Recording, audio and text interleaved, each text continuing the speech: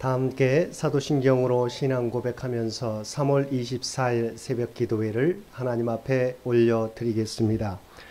전능하사 천지를 만드신 하나님 아버지를 내가 믿사오며 그 외아들 우리 주 예수 그리스도를 믿사오니 이는 성령으로 잉태하사 동정녀 마리아에게 나시고 본디오 빌라도에게 고난을 받으사 십자가에 못 박혀 죽으시고 장사한 지 사흘 만에 죽은 자 가운데서 다시 살아나시며 하늘에 오르사 전능하신 하나님 우편에 앉아 계시다가 저리로서 산자와 죽은 자를 심판하러 오시리라. 성령을 믿사오며 거룩한 공회와 성도가 서로 교통하는 것과 죄를 사하여 주시는 것과 몸이 다시 사는 것과 영원히 사는 것을 믿사옵나이다. 아멘. 우리 다 함께 찬송 455장 함께 찬송 부르시겠습니다. 찬송 455장입니다.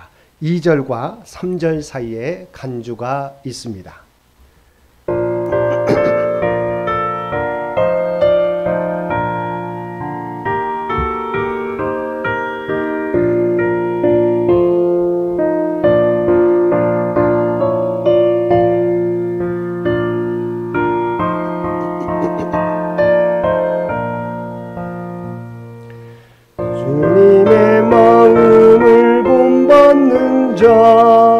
그 맘에 평강이 찾아오면 험악한 세상을 이길 힘이 하늘로부터 임함이로다. 주님의 마음 본받아 살면서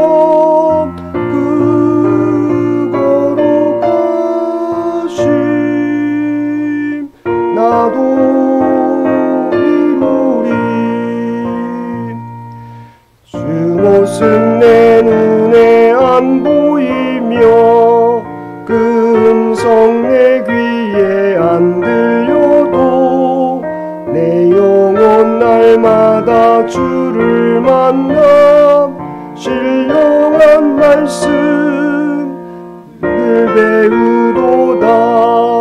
주님의 마음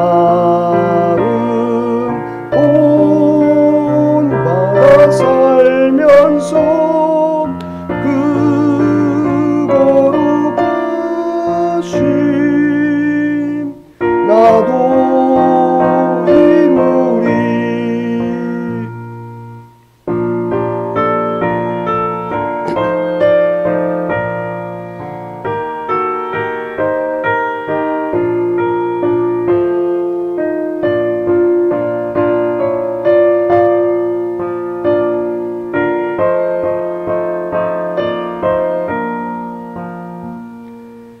가는 길 거칠고 험하여도 내 맘에 불평이 없어짐은 십자가 고난을 이겨내신 주님의 마음 본받음이라.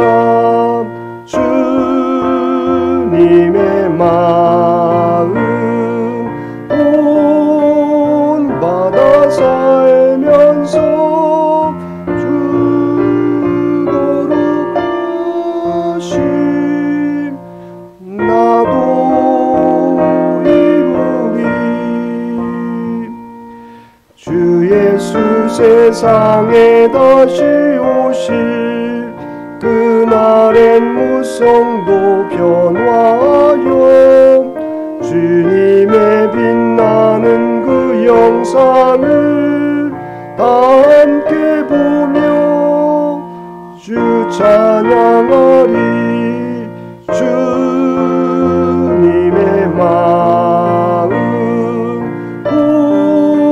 본받아 살면서 그 거룩하심 나도 이루 우리에게 주신 하나님의 말씀 사무엘상 26장 13절로 25절까지 말씀입니다. 사무엘상 26장 13절에서 25절까지 말씀입니다. 우리 주신 말씀 13절에서 25절까지. 이에 다윗이 건너편으로 가서 멀리 산꼭대기에 서니 거리가 멀더라.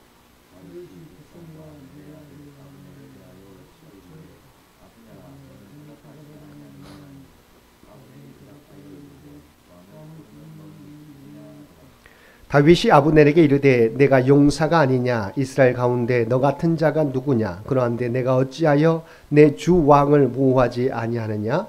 백성 가운데 한 사람이 내 주 왕을 죽이려고 들어갔었느니라.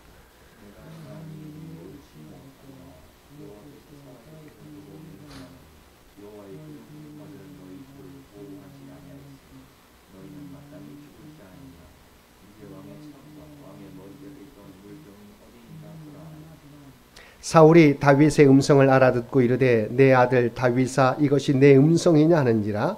다윗이 이르되 내 주 왕이여 내 음성이니이다 하고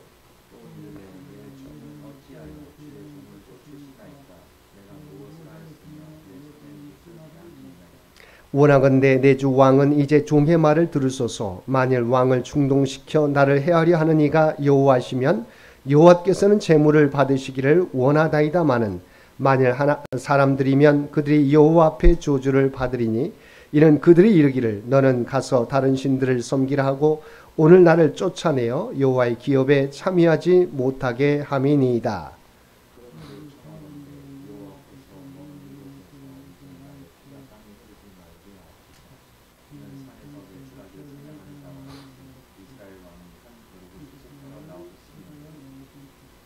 사울이 이르되 내가 범죄하였도다. 내 아들 다윗아 돌아오라. 내가 오늘 내 생명을 귀하게 여겼은즉 내가 다시는 너를 해하려 하지 아니하리라. 내가 어리석은 일을 하였으니 대단히 잘못되었도다 하는지라.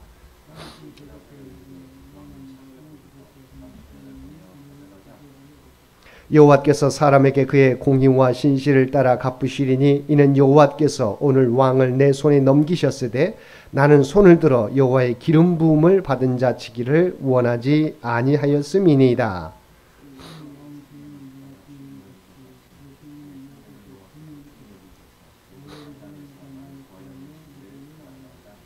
우리 함께 읽겠습니다. 사울이 다윗에게 이르되 내 아들 다윗아 내게 복이 있을지로다.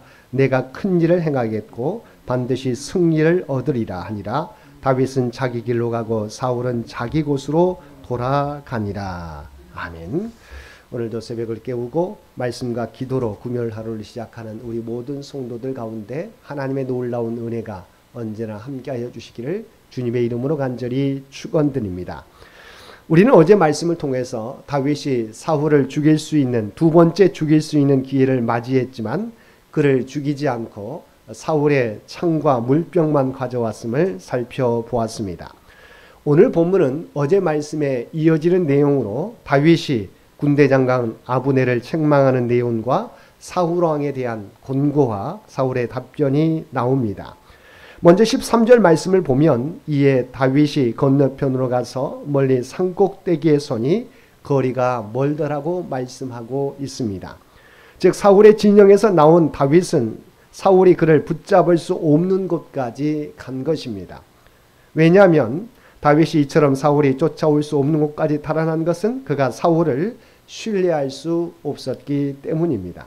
만일 다윗이 가까운 곳에서 사울을 불렀다면 사울은 즉시 군사를 풀어 다윗을 잡으려고 했을 것입니다. 그래서 다윗은 사울과 이야기를 나누되 사울이 그를 잡을 수 없는 충분한 거리를 둔 상태에서 이야기를 나누고자 한 것입니다. 다윗은 먼저 사울의 군대 장관으로 사울의 경호를 책임지고 있던 아브넬을 불러 아브넬의 잘못을 책망합니다. 다윗은 여기서 아브넬이 여호와의 기름 부음 받은 자를 제대로 보호하지 못한 데 대하여 신랄하게 책망합니다. 백성 가운데 한 사람이 내 주 왕을 죽이려고 들어갔었는데 너희 주를 보호하지 못했다는 것입니다. 그러면서 왕의 창과 왕의 머리 곁에 있던 물병이 어디 있나 보라고 묻습니다. 사울의 군대 장관이었던 아브넬로서는 참으로 수치스러운 일이 아닐 수 없습니다. 우리가 잘 알고 있는 것처럼 작전에 실패한 지휘관은 용서할 수 있어도 경계에 실패한 지휘관은 용서할 수 없다는 말을 우리는 잘 알고 있는 것입니다. 아브넬은 왕을 지키지 못한 큰 잘못이 있었던 것입니다. 여기에서 아브넬이 다윗에게 책망을 들을 수밖에 없었던 이유는 그가 깨어 있어야 할 때 깨어 있지 못했다는 것입니다. 그는 적이 언제 기습하여 올 줄도 모르는 상황에서 깊은 잠에 빠져 있었던 것입니다. 이유는 다윗과 다윗의 부하들이 자신들 진영으로 들어오리라고는 전혀 생각하지 못했기 때문입니다. 이렇듯 깨어 있어야 할 때 깨어 있지 못하면 수치를 당하게 됩니다. 우리는 겟세마네 동산에서의 주님과 제자들의 이야기를 잘 알고 있습니다. 주님은 동행한 3명의 제자들에게 깨어 기도할 것을 당부하였습니다. 그러나 제자들은 주님의 거듭된 당부에도 불구하고 잠을 자고 말았습니다. 그 결과가 무엇이었습니까? 그들은 자기의 주님이시요 스승이신 그리스도를 버리고 도망치기에 급급하였습니다. 특히 주님의 수제자였던 베드로는 3번씩이나 주님을 저주하며 부인하였던 것입니다. 17절을 보면 사울이 다윗의 음성을 알아듣고서 내 아들 다윗아 이것이 내 음성이냐라고 묻습니다. 이렇게 사울이 다윗을 부른 것은 다윗이 자신을 죽일 수 있었음에도 2번씩이나 살려준 다윗의 행동에 크게 감동되었음이 분명합니다. 즉 다윗의 진심을 파악한 사울은 그 마음이 감동되어 또다시 우호적으로 다윗을 대하게 되었던 것입니다. 다윗은 내 아들 다윗아라고 부르는 사울에게 어찌하여 주의 종을 쫓으시나이까라고 물으면서 나를 헤아려 하는 이가 여호와시면 여호와께서는 제물을 받으시기를 원하나이다라고 고백하였습니다. 우리는 이 부분에서 다윗의 신앙과 경건의 모습을 보게 됩니다. 그는 자신을 죽이려고 뒤쫓는 사울의 행위가 하나님으로부터 말미암은 것이라면 기꺼이 죽고자 한다는 것입니다. 그러나 이것이 만약 사람으로부터 말미암은 것이라면 그들이 여호와 앞에 저주를 받으리라고 이야기합니다. 오늘 우리에게도 이러한 자세가 필요합니다. 하나님의 뜻이면 그것이 무엇이든 순종하겠다는 자세, 이것이 그리스도인 하나님의 백성이 가져야 할 자세입니다. 구약시대에 이러한 믿음의 대표적인 인물이 바로 아브라함입니다. 아브라함이 100세가 되어 겨우 얻은 독자 이삭을 제물로 드리라는 하나님의 명령을 받았을 때 그의 심정은 할 수만 있다면 피해서 숨고 싶었을 것입니다. 하나님의 명령이 그로서는 견디기 힘든 시련이었을 것입니다. 하지만 하나님께서 명하신 일이기에 그는 거역하지 않고 묵묵히 순종했던 것입니다. 주님께서도 겟세마네 동산에서 땀방울이 핏방울처럼 떨어지도록 기도하시면서도 할만하시거든 이 잔을 내게서 옮겨주옵소서. 그러나 내 뜻대로 마시옵고 아버지 뜻대로 하옵소서라고 기도하셨던 것입니다. 주님은 아버지의 뜻이라면 십자가의 죽음까지도 감당하겠다고 기도했으며 실제로 십자가 고난의 길을 걸어가셨습니다. 우리는 자신의 의지와 무관하게 하나님께서 내리신 결정이나 명령을 존중하고 따라야 할 것입니다. 25절 말씀에 보면 사울은 다윗을 향하여 내가 큰 일을 행하겠고 반드시 승리를 얻으리라고 하였습니다.